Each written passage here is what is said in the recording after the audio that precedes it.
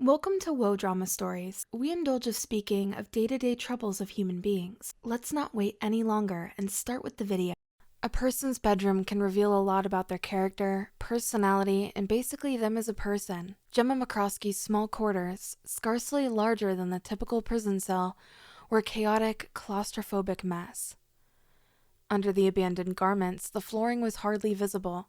Her bed resembled a nest on top of a mattress, complete with a fitted sheet that hadn't been properly wrapped around the four corners in months. Gemma sat at the foot of her bed, her eyes closed, listening to a calming voice whisper affirmations into her headphones. "I'm doing my best," said the voice. "I'm doing my best," Gemma said hesitantly. "I deserve happiness," said the voice. Gemma gazed into the mirror that hung on her closet door, and her reflection glared back. "I am deserving of happiness. I know what I'm worth," said the voice. Gemma noticed the notebook she'd bought at a bodega the week before on her desk. Her most recent failed attempt at self-care was journaling, and reading the first entry made her never want to write a second.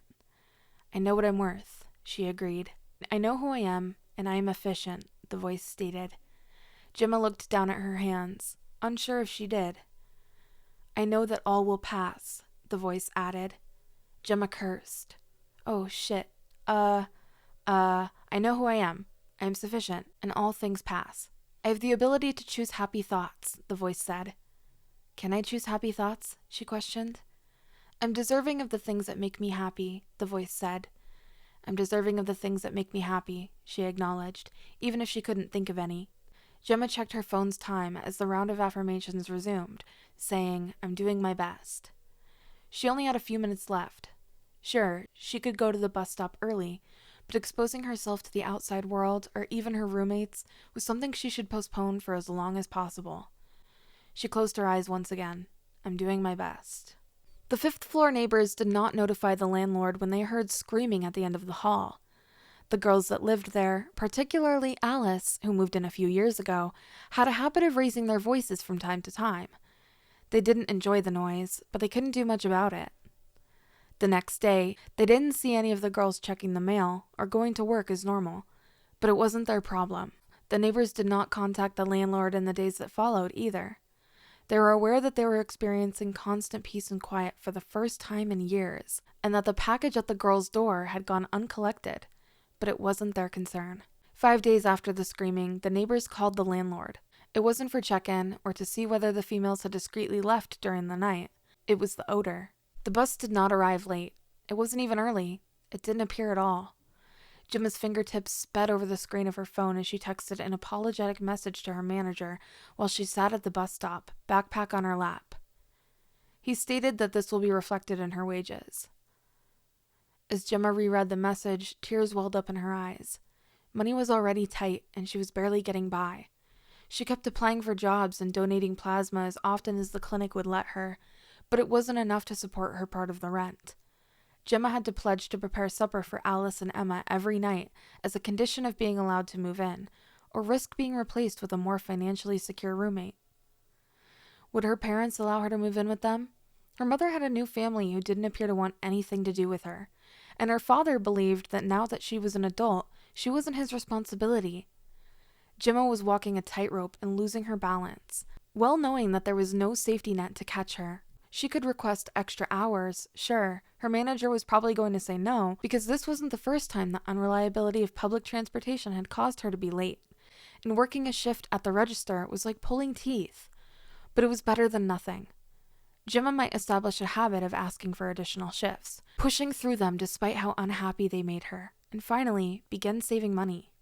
Ben was a successful man. In the nearly 50 years since he'd first managed a business, he'd made innumerable bad business errors, but he'd learned from them and built his own tiny property empire. He was an unfaithful and cruel husband to his first wife, but he learned from his mistakes and treated his second wife with respect.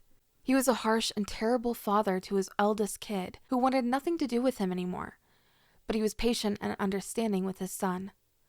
After mistreating his first renters, he nearly lost everything in a lawsuit, but he learned to be a nice and polite landlord to others who came after. But despite his age, he had one more lesson to master. He'd gotten a call from some of his tenants in the downtown apartment complex. They remarked, There's a foul smell emanating from the walls. We believe it is coming from the apartment at the end of our floor's hallway. When we knock, no one answers. I'll look into it right away, he vowed, only to recall after the call ended that he'd arranged to take his wife out to dinner that night. Instead, he called his son Kurt and asked him to inspect the apartment. Kurt agreed to assist. Ben had one more lesson to learn, one that would stick with him for years. Ben would remember when Kurt had to go to the doctor to discuss his meds. Ben would recall whenever Kurt needed a mode of transportation to and from his therapy. Ben would remember whenever he was woken up by the shrieks of night terrors that tormented Kurt. The lesson was straightforward. Honor your promises. Ben would have entered the apartment instead of his son if he had done so that day, but he would have been subjected to the horrors that had been left behind. Gemma could tell the grumpy elderly woman in line was going to be a problem even before she got to the register. The woman held out a voucher after depositing an armful of clothing on the counter. Scan, she impatiently urged. Gemma did so, trying not to show her irritation with the scowl on her face. Gemma was unsurprised to see the woman frowning furiously at her and holding the coupon up again after seeing the sum from the register's display. Every shirt is half off. You should scan it again. Gemma scanned it again and the price remained the same. Ma'am, the voucher has already been applied, she explained.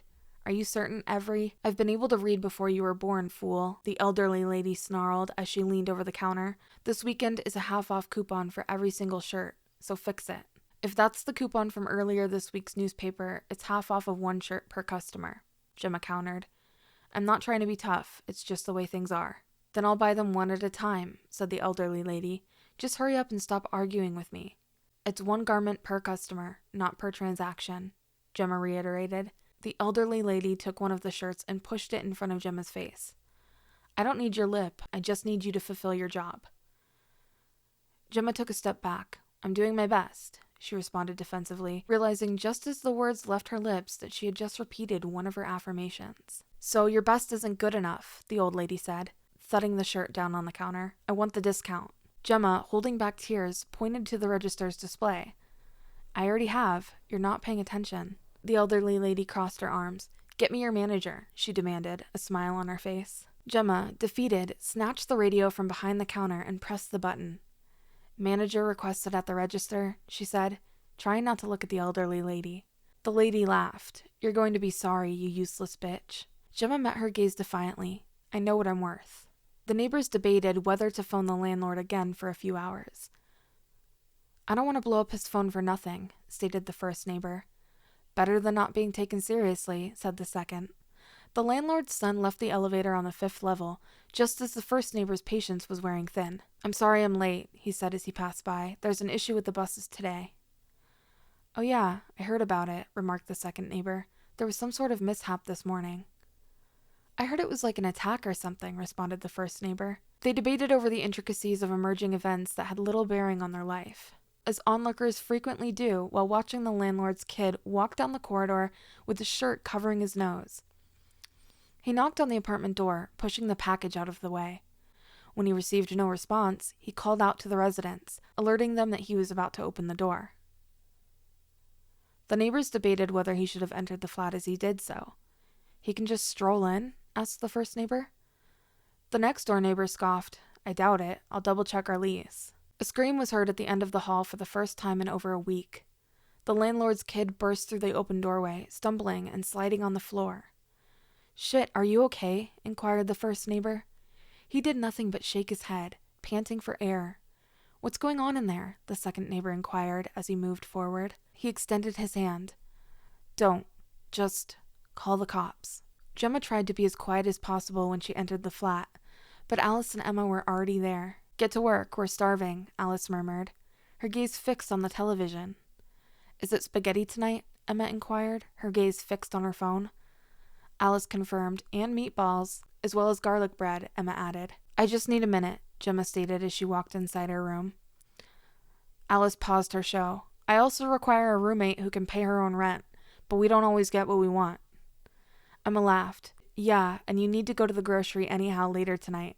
Tomorrow we're contemplating lasagna. Gemma dropped her backpack and walked over to the stove, turning one of the burners to low heat.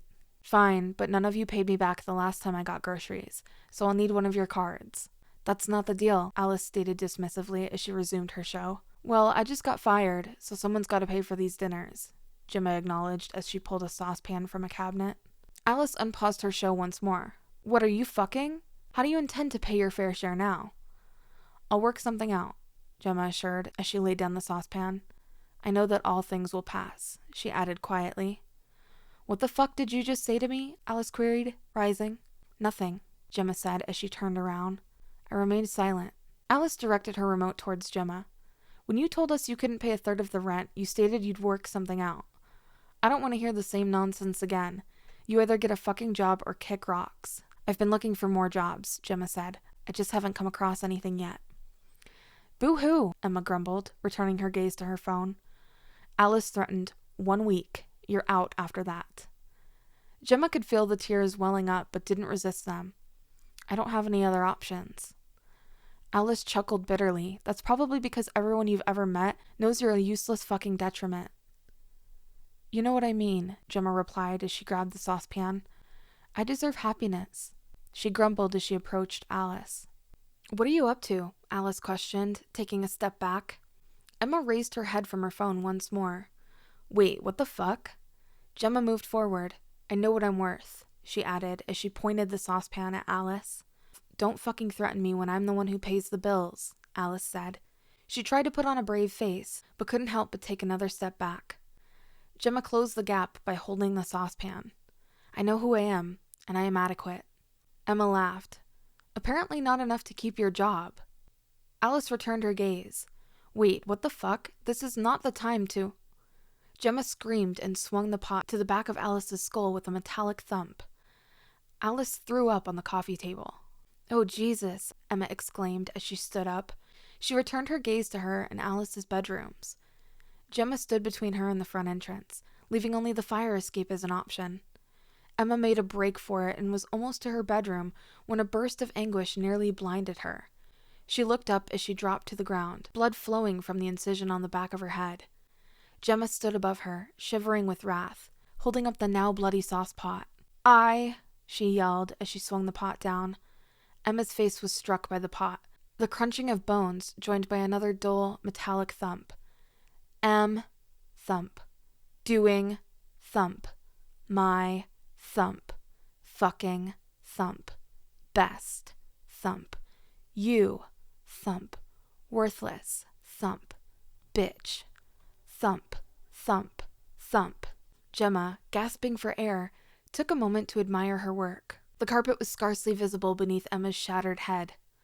Gemma was reminded of her other roommate by a quiet groan from the living room. She rose up and turned around, watching as bits and pieces of Emma poured from the now dented pot. Emma, Alice yelled, still struggling to get to her feet. Gemma stepped past her, turning on one of the burners. The blood and gore splattered over the hot stovetop. She switched it off and looked over at the knife block. Emma? Alice tried to stand up but didn't have the strength. She shifted her gaze to the kitchen. Emma? She sobbed once again. Gemma took the chef's knife from the block, paused, and then replaced it. She drew the bread knife out slowly, her gaze drawn to the several points along the serrated blade. Alice yelled as she crept, approaching the front door. I need help. Gemma took a step between Alice and the door. I have the ability to choose positive thoughts, she asserted. Alice looked up, understanding who stood in front of her, and reached out a bleeding hand in desperation. Please, let me leave. Gemma crouched down and smirked, pushing the tip of the blade against the center of Alice's back. I am deserving of the things that make me happy. Alice frowned. Why are you smiling? Gemma laughed. Why aren't you? Within 5 minutes of receiving the call, the police came. They packed the 5th floor hallway, uniformed officers seeking official statements from all residents. A cop on one knee attempted in vain to question the landlord's son about what he observed. He'd only shake his head. When the elevator doors opened, a detective emerged, holding a cup of coffee in one hand and a phone in the other. Yeah, I'm here, she responded as she walked past the officers and into the apartment at the end of the corridor. I heard it's a horror show, so I'm checking it out right now. It's a severe instance, the captain said. You must steel yourself. Sure, yeah, the detective said before hanging up the phone. Where are they? She said of the cop standing at the door. One to the right down the corridor, the other in the bedroom just past the kitchen area. His skin was pallid. The detective sipped his coffee. I heard there were 3 people living here. Do we know where the last one is? The cop shook his head. Nope. He motioned behind him towards the flat. She's not... Pretty horrible, huh? She remarked, a half smile on her face. He took a swallow. Yep. She entered the apartment, took a deep breath out of her mouth to mask the odor, and turned to face the corridor. The blood splatter on the walls warned her that she should return to that one later. She strolled through the kitchen and into the bedroom. The door was ajar, and the investigator could tell by the sliver of the room she could see from the outside that the individual who lived there was going through a tough patch. Clothes scattered on the floor, clutter everywhere, a complete disaster. She poked her head in deeper and noticed a mirror on the closet door to her left. The words, "Turn that frown upside down," were painted in dark crimson lipstick across the surface of the mirror. "Nice color," she said. Stepping into the room, she pulled the door open, barely holding back a scream. A young woman's body lay at the foot of the bed, seated by a pile of pillows behind her. Her skull was a hacked-up mess of exposed muscle and gore, with fragments of skull visible beyond the hacked-up remains. The detective had only seen this kind of carved-up flesh on a victim once before, on a man whose wife discovered he'd cheated on Thanksgiving and took an electric turkey carver to him. The detective didn't have to wonder where the flesh from the woman's face had gone as he approached her body. A single piece of complete flesh hung from 2 nails in the wall to the right of the woman's body. It was upside down, and even though it was frowning, with the face hanging from the nails by the 2 corners of its lips, it nearly resembled to be smiling.